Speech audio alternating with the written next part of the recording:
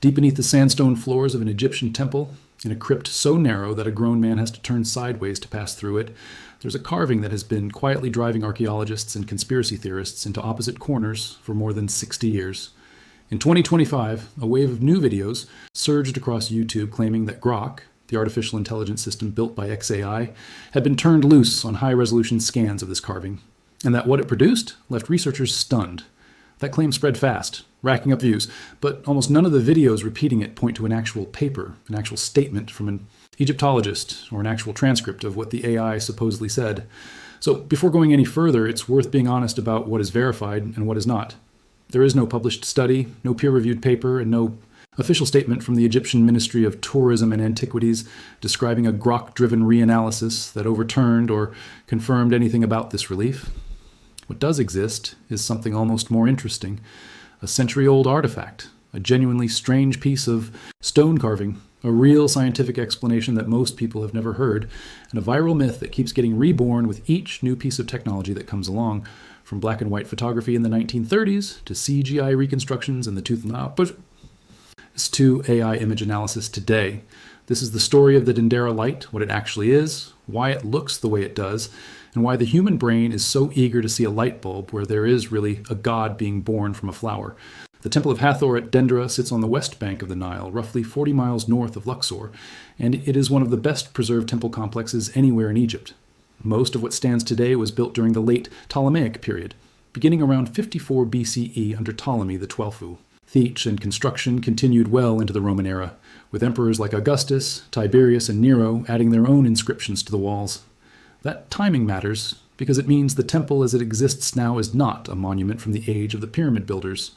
It was built roughly 2,000 years after the Great Pyramid of Giza, at a time when Egypt was a province caught between its own ancient traditions and the incoming tide of Greek and Roman culture. The temple was dedicated to Hathor, the goddess of love, joy, music, and motherhood, and it remains one of the most completely decorated religious structures to survive from antiquity, with ceilings, columns, crypts, and a rooftop chapel all covered in relief carvings that record thousands of years of Egyptian religious thought compressed into a single architectural complex. The temple complex was rediscovered by the modern world in a serious archaeological sense during the 19th century, when the French Egyptologist Auguste Mariette led excavation and clearance work at the site, uncovering rooms that had been buried under centuries of drifting sand and debris. Before that, the site had been visited and sketched. Heeded by earlier travelers and by scholars attached to Napoleon's expedition to Egypt at the turn of the 19th century, whose illustrations of Dendera's famous circular zodiac ceiling caused a sensation back in Europe and helped fuel the broader 19th century craze for Egyptology. That zodiac, carved into the ceiling of one of the temple's chapels, maps the Nordin, Herne sky, and includes both familiar constellations and the traditional Egyptian deacons used to mark the passage of time through the night. It is frequently mentioned in the same breath as the Dendera Lig, ostaged in online discussions, and it deserves its own separate treatment, but it's worth noting here only to make one point clear. Dendera was already famous among archaeologists, astronomers, and the public for its genuinely remarkable and well-documented achievements in art and astronomy for more than a century before anyone suggested the temple also contained hidden electrical technology.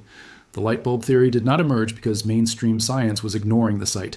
It emerged because a handful of writers outside the field looked at one relief, out of the thousands covering the temple's walls, and decided it resembled something from their own century more than it resembled anything from Egypt's actual religious tradition. Beneath the main temple floor, hidden behind sliding stone panels and narrow staircases, is a network of 12 crypts. The ES were not public spaces. They were sealed storage chambers built to hold the temple's most valuable cult objects, gold and silver statues of the gods, ritual vessels, and sacred implements used during festivals, because these objects were considered too precious and too powerful to leave in the open sanctuary. The priests hid them underground in spaces so tight that only a handful of initiated priests would ever have entered them. The reliefs carved into the walls of these crypts were not decoration for visitors. They were functional. Egyptian temple crypts of this kind commonly included carved images of the objects stored inside them, along with hieroglyphic kapta, ions describing what each object was made of and how large it was. In effect, the priests carved an inventory list into the stone in case the physical objects were ever lost, stolen, or needed to be remade. This detail alone should already reframe how we think about the crypt. It was designed as a religious storeroom, with a built-in catalog, not a laboratory or a power station. Now to the carving itself. In one of these crypts, on a wall identified by Egyptologists as South Crypt 1 and repeated in a nearly identical form in a room labeled Chamber G, there is a relief showing an elongated oval shape. Inside that oval is a wavy, curling line that tapers to a point, and at one end of the oval is a lotus flower, its petals splayed outward like a socket. Below this scene, a two-armed pillar appears to support the oval, its arms raised as if holding the shape aloft, and nearby stands a baboon holding two knives, along with a kneeling human figure. To modern eyes, trained on a century of incandescent bulbs, fluorescent tubes, and neon signage, the resemblance is immediate and almost uncanny. The oval reads as a glass bulb. The wavy line reads as a glowing filament. The lotus at the base reads as a bulb socket. The two-armed pillar reads as some kind of support insulator. It's a striking piece of pattern recognition, and it is completely understandable why, out of context, someone looking at a photograph of this relief for the first time would think, that's a light bulb. It also helps to know that the Dendera relief is not a single unique image found nowhere else. There are 3 versions of this scene in the crypt complex, each made up of a pair of matching reliefs, one set in South Crypt 1, and its counterpart in a room labeled Chamber G, meaning 6 carved panels and total repeat variations of the same imagery with only minor differences between them. And the broader motif of Harsomtis, as a serpent rising from a lotus flower attached to a ceremonial barge, appears at other Egyptian temple sites as well, most notably at the Temple of Horus in Edfu, where inscriptions describing the same god in the same serpent and lotus form have survived and were catalogued by Egyptologists working independently of the Dendera material. This matters because it means the imagery is not an isolated anomaly that only makes sense if you squint at it in isolation. It's part of a recognizable, repeated religious formula that ancient Egyptian priests used across multiple sites and multiple centuries to represent the same theological idea, which is a very different pattern than what you'd expect from a one-off diagram of a specialized piece of hardware. The interpretation as an ancient electrical device was not proposed by Egyptologists. It began circulating in the mid-20th century among writers outside the field of archaeology, and it was popularized on a global scale by the Swiss author Erich von Däniken, whose 1968 book Chariots of the Gods argued that extraterrestrial visitors had provided ancient civilizations with advanced technology.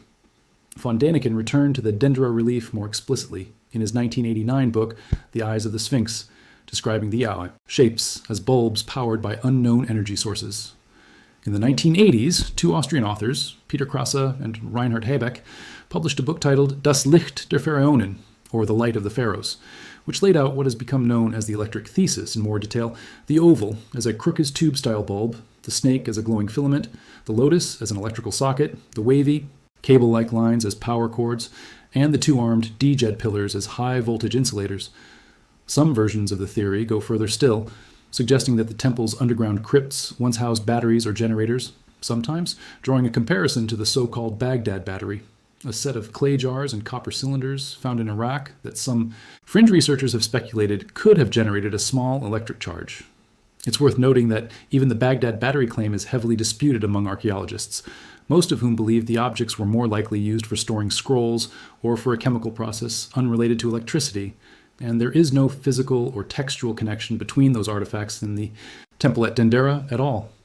The electric thesis, in other words, borrows credibility from one disputed artifact to support speculation about a completely separate one, a pattern common in pseudo-archaeological arguments where isolated unusual objects get chained together into a single narrative, even when they have no demonstrated relationship to each other.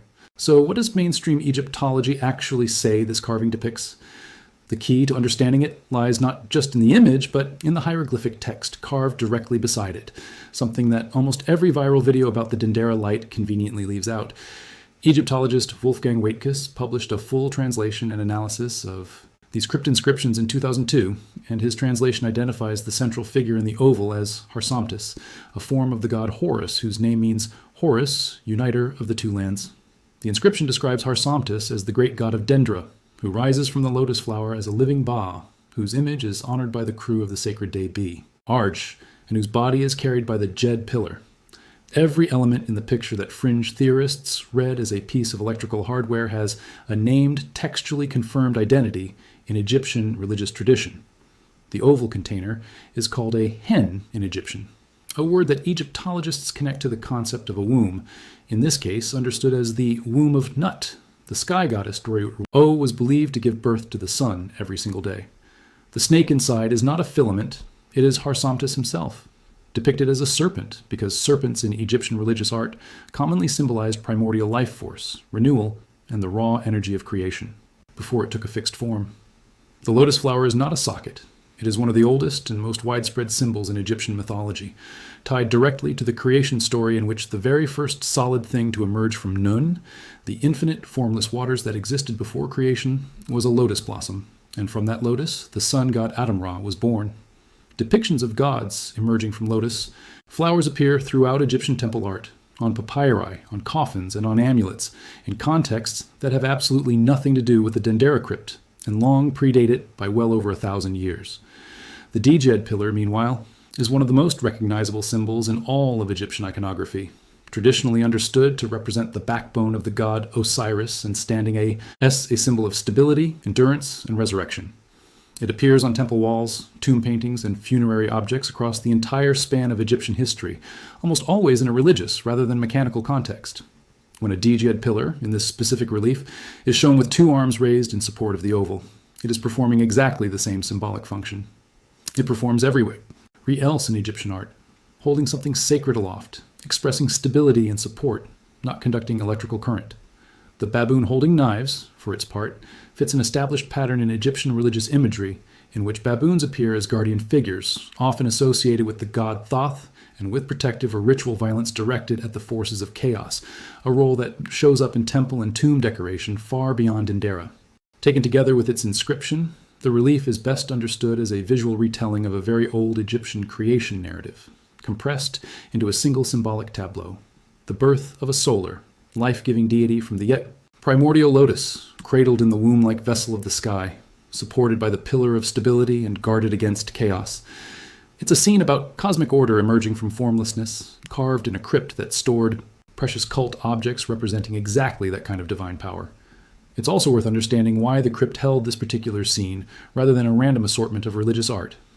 Egyptian temple crypts of this kind were treated as ritually analogous to the Duat, the underworld realm, through which the dead, and the gods themselves, passed through cycles of death and rebirth. The precious cult statues stored there were considered the living bodies of the gods, kept hidden underground in darkness until festival days, when they would be carried up into the light in ceremonial procession, a moment understood as a kinnan, D of resurrection. Against that backdrop, a scene showing a god being born from a lotus flower inside a womb-shaped vessel, supported by the pillar of stability and guarded by a protective baboon, isn't a strange or random thing to find carved on a crypt wall.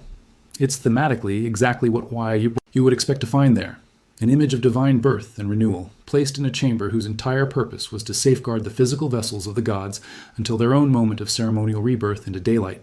This is not a fringe reading invented to shut down an exciting theory. It is a straightforward application of the same method Egyptologists use to interpret virtually every relief in Egypt. Read the image alongside its accompanying hieroglyphic text and compare the symbols used to how the same symbols are used elsewhere in Egyptian art across a documented span of more than 2,000 years. The lotus birth motif, the Djed pillar, the protected baboon, and the serpent as a symbol of divine energy all appear again and again in tombs and temples where no one has ever proposed an electrical explanation, because in those other contexts, the resemblance to modern technology simply isn't there to trigger the pattern-matching instinct in the first place. There are also more direct physical problems with the electric bulb theory that are worth laying out plainly. If the ancient Egyptians of the Ptolemaic or Roman period had developed functioning incandescent lighting, an achievement that would place them roughly 19 centuries ahead of Thomas Edison's practical light bulb, we would expect to find some trace of the technology beyond a single relief. No glass fragments consistent with a bulb enclosure have ever been found at Dendera or anywhere else in Egypt. No filament material, no metal electrical contacts, no wiring, no early batteries, and no power source of any kind have been discovered in or near the crypts. Ancient Egyptian texts, which are extraordinarily detailed about religious ritual, medicine, mathematics, and administration, contain no reference to electricity as a phenomenon they understood or harnessed. The American archaeologist and skeptic Kenneth Feder has pointed out that this absence of supporting physical evidence is exactly what Occam's razor would predict if the image is symbolic rather than technical. An idea that requires inventing an entire lost branch of ancient electrical engineering with no supporting artifacts anywhere on Earth is a far less economical explanation than an idea that requires only recognizing a well-documented mythological motif that appears throughout the rest of Egyptian art. Feder has also addressed one of the strongest pieces of supporting evidence proponents cite for the electric theory, the claim that Egyptian tomb and crypt ceilings show OT staining from torches or oil lamps, which some take as proof that a non-combustion light source must have been used. In reality, ancient Egyptian craftsmen had well-documented lower-tech solutions to this exact problem. Torches were often treated with salt, which is known to significantly reduce the amount of smoke and soot they produce. And Egyptian workers are also believed to have used systems of angled bronze mirrors to redirect sunlight from open courtyards deep into interior spaces during the day. Both of these techniques are far simpler, are consistent with tools and materials the Egyptians are known to have possessed, and require no unexplained leap in physics. It's also worth stepping back and asking what a genuine ancient electrical lighting system would actually require, beyond a single carved image. Incandescent light depends on passing an electrical current through a thin filament inside an airtight enclosure to make it glow without immediately burning up in the presence of oxygen. Building that requires precision glass blowing capable of creating a sealed vacuum or inert gas chamber, a reliable and renewable source of electrical current, insulated conductive wiring, and a filament material able to withstand extreme heat without a ready source of tungsten, the material modern bulbs rely on. Even granting every generous assumption the electric theory, none of the archaeological record from Ptolemaic or Roman Egypt shows any trace of glass blowing at the scale or precision required. No vacuum sealing technology, no standardized wiring, and no filament remains, and none of Egypt's Greek or Roman contemporaries, who left behind extensive scientific and engineering texts of their own, ever recorded encountering or hearing of such a device anywhere in Egypt. A civilization capable of secret pintas, developing a technology that far ahead of its time, would be an extraordinary claim, and extraordinary claims require correspondingly strong evidence, not a single suggestive carving interpreted without its own caption. It's worth pausing here to address why the AI angle in this story matters, and why it deserves a more careful look than most viral videos give it. Large language models and AI image analysis tools are genuinely useful for tasks like transcribing hieroglyphic text, comparing carving styles across sites, or cross-referencing motifs against a huge database of known Egyptian iconography faster than a human researcher could by hand. That kind of assistance is a real and growing part of modern Egyptology, but an AI model, including Grok, does not have privileged access to hidden knowledge about ancient Egypt. It generates responses based on patterns in the text and images it has been trained on, the vast majority of which reflect exactly the same mainstream Egyptological consensus described here, mixed in with the same pseudo-archaeological claims that have circulated online for decades. If a user prompts an AI system with a leading question like, "Does this look like an ancient electrical device?" there's a reasonable chance the model's response will mirror the framing of the question, especially if the prompt is more suggestive than neutral. That is not evidence of a hidden truth being uncovered. It is a demonstration of how easily an AI's output can be shaped by the assumptions baked into the question asked of it, which is precisely why serious researchers treat AI-generated commentary as a tool to check against expert sources rather than as an independent authority in its own right. As of this recording, no credible Egyptological body, museum, or research institution has published findings crediting an AI system with a new discovery about the Dendera crypt reliefs. And viewers should treat any video claiming otherwise, including ones with dramatic titles promising that researchers were shocked, with the same skepticism they'd apply to any other unverified viral claim. None of this means the fascination with the Dendera light is silly or that the people drawn to it are foolish. There's something genuinely magnetic about the idea that a civilization we associate with sandals, papyrus, and stone tools might have secretly cracked electricity 2,000 years before the rest of the world caught up, and that fascination taps into a very real and very human discomfort with just how advanced ancient societies actually were without the technology we assume is required for greatness. The Egyptians who built Dendera were capable of extraordinary feats of engineering, astronomy, and architecture. They tracked the movements of stars and planets with precision, encoded the T knowledge into the temple's famous ceiling zodiac, quarried and transported multi-ton stone blocks across the desert, and preserved a religious and administrative system that lasted, with remarkable continuity, for over 3,000 years. It is entirely reasonable to be in awe of what they accomplished. The mistake the electric bulb theory makes is not in admiring Egyptian ingenuity, but in assuming that ingenuity has to look like our own technology to count as impressive, when the truth is stranger and in some ways more impressive.